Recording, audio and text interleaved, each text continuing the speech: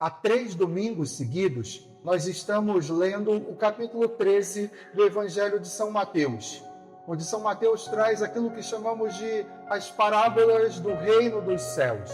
São histórias que Jesus contou a fim de manifestar uma realidade muito maior, a realidade do céu. Essas últimas semanas, Jesus ia se utilizando dessas imagens do campo, as imagens das sementes, do joio e do trigo, e hoje muda um pouco a realidade, mas ao mesmo tempo ele continua se utilizando de imagens simples das pessoas daquela região. Essa imagem de um pescador que lança a rede ao mar e vem peixes bons e outros ruins. E ele, depois que chega à areia, vai separando os peixes bons dos maus, joga os maus fora e somente recolhe nos seios os peixes bons. Aqui se manifesta um pouco aquela ideia que nós ouvimos na semana passada. A ideia da separação do joio do trigo e agora dos peixes bons com os peixes maus. A realidade de que no momento derradeiro, no momento do juízo, Deus irá separar os bons dos maus, o joio do trigo, os peixes bons dos peixes ruins. E nesse momento, aqueles que ouvem a palavra, que a praticam, que buscam viver a vontade de Deus, serão de fato colocados e levados ao reino dos céus. Mas hoje também, nosso Senhor manifesta uma outra imagem que destoa um pouco destas últimas. A imagem de um homem que encontra um tesouro de grande valor. E ele vende todos os seus bens para comprar aquele terreno e adquirir o tesouro que está ali escondido. Ou a imagem de um colecionador de pérolas, que encontra uma pérola de grande valor. E também vende tudo que tem somente para adquirir aquela pérola mais preciosa. Aqui nós trazemos agora uma outra imagem, uma imagem que denota a realidade do reino dos céus, mas que também, de algum modo, já quer nos ensinar uma realidade da terra. Fala da terra, mas aponta o céu. Fala do agora, mas aponta o futuro. Essas duas parábolas, de algum modo, trazem também uma realidade que toca a vida material, a vida desse mundo. Se vocês notarem, logo no início da Santa Missa, nós rezamos uma oração que dizia com as seguintes palavras, e eu volto a insistir. Ao número 5 do folheto, se você quiser acompanhar, diz assim: ó Deus, amparo dos que esperam em vós. Sem vós, nada tem valor, nada é santo. E diz assim ainda a oração: multiplicai em nós a vossa misericórdia, para que, conduzidos por vós, usemos agora, de tal modo, os bens temporais, que possamos aderir desde já aos bens eternos. Usar os bens temporais para adquirir os bens eternos. E nós dizemos ainda: sem Deus, nada tem valor, nada é santo. Aqui, nosso Senhor hoje faz-nos olhar o agora, mas mirar no céu, perceber a realidade da vida cotidiana que desejamos e devemos ter agora, mas sem tirar o nosso coração do céu. Talvez, quando o Evangelho fala de uma realidade muito futura, de uma realidade muito eterna, você pode parar e pensar assim: ok, Padre, um dia eu quero ir para o céu. Um dia eu quero estar com Deus. Um dia eu percebo que nada do que eu tenho nessa terra tem valor. Porque realmente no céu isso não tem nenhum valor. Mas, Padre, hoje eu tenho que sustentar minha família. Ô, Padre, hoje eu quero ter um carro um pouquinho mais confortável. Ô, Padre, hoje eu quero ter uma casa um pouquinho mais segura. Padre, eu quero viver no céu. Mas hoje eu estou vivendo na terra. O meu coração está voltado para o céu. Mas os meus pés hoje estão na terra. Às vezes parece que nós que somos cristãos falamos de uma realidade tão eterna, tão futura, que estamos sendo um pouco bitolados e não nos preocupamos tanto com as coisas do tempo, as coisas temporais. Não é bem isso. E a oração dizia exatamente disso, que usemos os bens temporais. Usemos esses bens do tempo, esses bens materiais, os bens que hoje nos são disponibilizados e que são fruto do trabalho justo, do trabalho dedicado. Usemos esses bens, mas essa é a segunda parte da oração. Que possamos voltar o nosso olhar, não perder de vista os bens eternos.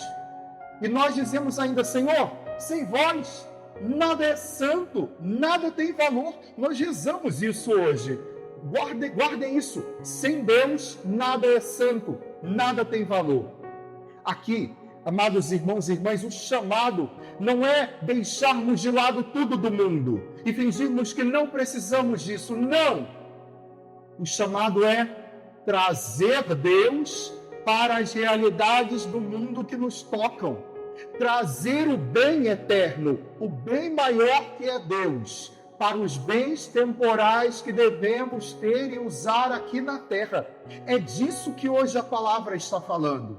Não é tornar-nos bitolados ou utópicos pensando só em coisas futuras. Não, é pensar e usar o de hoje, mas olhando e guardando o nosso coração para os bens eternos.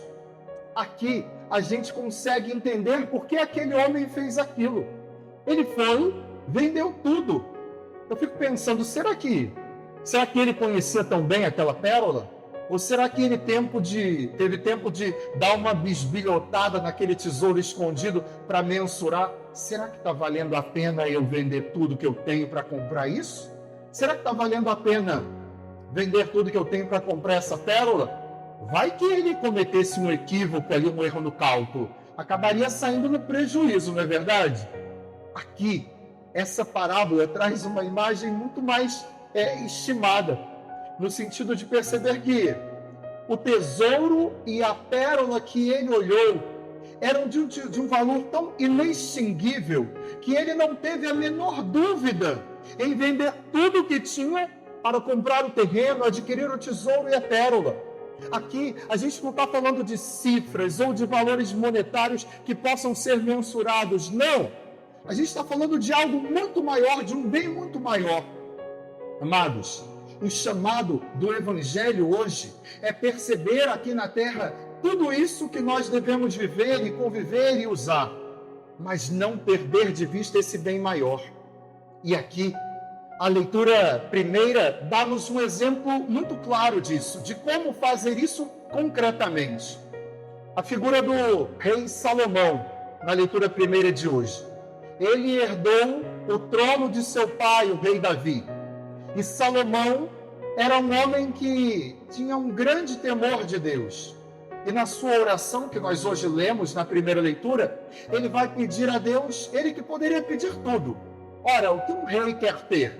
Talvez ele queria multiplicar a sua riqueza, ou queria um exército que fosse invencível, ele poderia pedir isso a Deus. Ou talvez ele poderia pedir a Deus para ampliar os territórios do seu reino. Salomão pede a Deus sabedoria. Sabedoria para ser um bom rei para Israel. Sabedoria para tomar decisões acertadas no seu reinado. É isso que ele pede a Deus. Amados irmãos e irmãs, esse é o segredo. Como usar os bens que passam e abraçar os que não passam? Como usar bem os bens temporais sem perder o bem eterno? Como é que nós podemos perceber que sem Deus nada é santo, nada tem valor? Somente se recebermos a sabedoria do alto. E aqui, eu faço uma pergunta que te possa ajudar a refletir. O quanto você tem rezado pelas decisões que tem tomado? O quanto você tem rezado pelas decisões que tem tomado? Porque é isso que o rei Salomão está fazendo. Ele certamente tinha que tomar muitas decisões no seu reinado. E ele pede a Deus sabedoria. Ele está pedindo a Deus a maneira acertada de tomar as decisões. Aqui, eu convido você a pensar sobre isso. Quantas e quantas coisas nós temos que decidir no cotidiano da vida, não? Talvez quem é pai, mãe, chefe de família, ou você que cuida de negócios, da sua empresa, do seu comércio, ou no seu trabalho, funcionário público, seja lá o que for. Quantas decisões importantes você tem que tomar? E talvez eu estou aqui falando para pessoas que decidem sobre a sua vida e sobre a vida de outras pessoas. quem é chefe e tem pessoas que de algum modo dependem das suas decisões, advogado, médico, seja lá quem for, professor, professora, o quanto você tem rezado pelas decisões que tem tomado, para não errar, para tomar a decisão acertada sobre a sua vida, sobre a vida da sua família, sobre a vida das pessoas que de algum modo são tocadas pelas suas decisões. Eu penso que uma das grandes lições desse domingo é exatamente isso. Reconhecermos que por toda a formação acadêmica ou profissional que tenhamos, perceber que como seres humanos, às vezes podemos cometer equívocos, erros. E quanto mais nós tivermos fé e colocarmos Deus com o seu Espírito Santo, e veja, nós somos batizados, somos crismados, somos pessoas que temos o Espírito Santo em nós. Pedir ao Senhor a graça de não errar, a graça de tomar decisões acertadas. E concluindo, São Paulo hoje, na segunda leitura, traz uma lição muito bela, sobretudo para quem já cometeu equívocos. Padre, e se eu errar? E se eu tomar uma decisão equivocada? E se eu acertar, mas de algum modo for mal interpretado?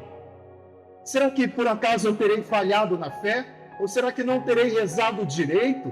Será que Deus não ouviu a minha oração, Padre? A segunda leitura de hoje, São Paulo traz uma das mais belas lições quando ele diz: Omnia in bonum. Ele diz assim: sabemos que tudo contribui para o bem daqueles que amam a Deus. Tudo contribui para o bem dos que amam a Deus.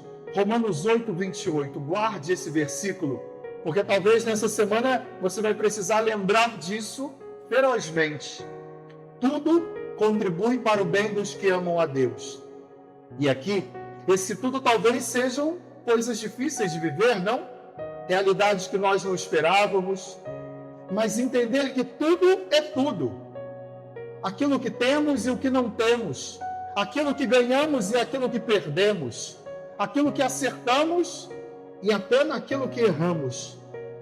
Quantas e quantas vezes em nossas vidas vamos lamentar por algo no meio daquele problema, ou quando estamos no olho do furacão, lamentamos e até duvidamos, pensando: onde está Deus? Ou por que Deus me deixou viver isso?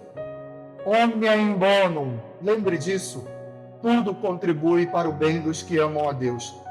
Talvez, no momento em que estamos vivendo, não percebemos.